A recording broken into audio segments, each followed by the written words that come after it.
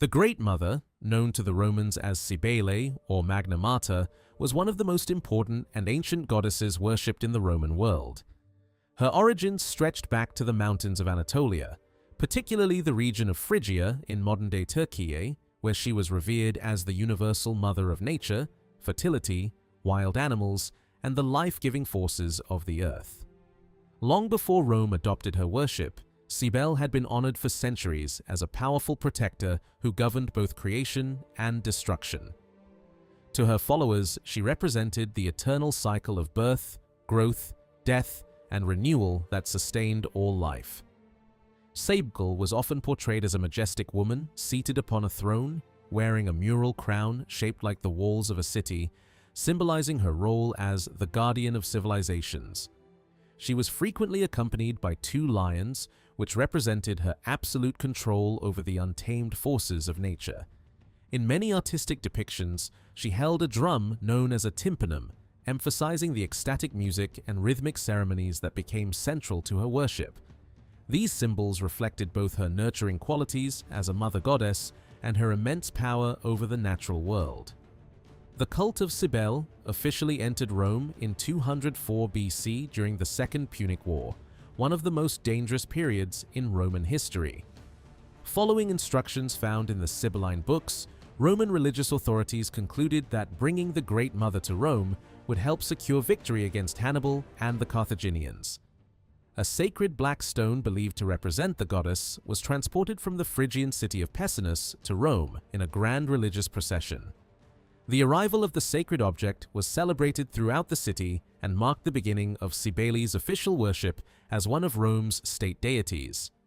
Once established in Rome, Cybele became known by the title Magna Mater Deum Idea, meaning the Great Mother of the Gods from Mount Ida. The Romans regarded her as both a foreign goddess and an essential protector of the Republic. Her temple was constructed on the Palatine Hill, one of Rome's most sacred locations, placing her among the city's most honored divine figures.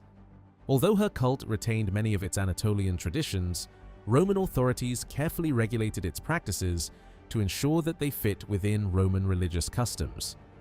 One of the most famous aspects of Cybele's mythology was her relationship with Attis, a beautiful young shepherd who became her devoted companion. According to legend, Attis died tragically after falling into madness, but through Cybele's divine power, he was restored to life in a symbolic form. His story represented the annual cycle of vegetation, with death during winter followed by rebirth in spring. This myth deeply influenced the religious festivals dedicated to Cybele, emphasizing renewal, hope, and the triumph of life over death.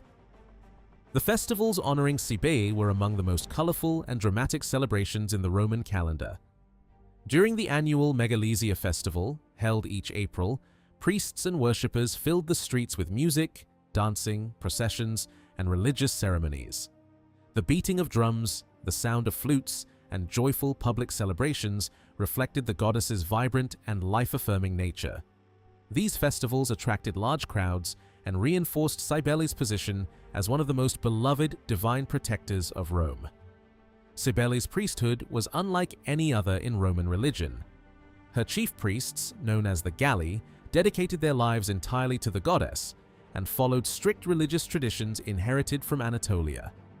Their colorful clothing, energetic ceremonies, and deep devotion distinguished them from the priests of other Roman deities. Although some of their practices seemed unusual to traditional Romans, the Galli played a vital role in maintaining the sacred rituals that honored the Great Mother and preserved her ancient traditions.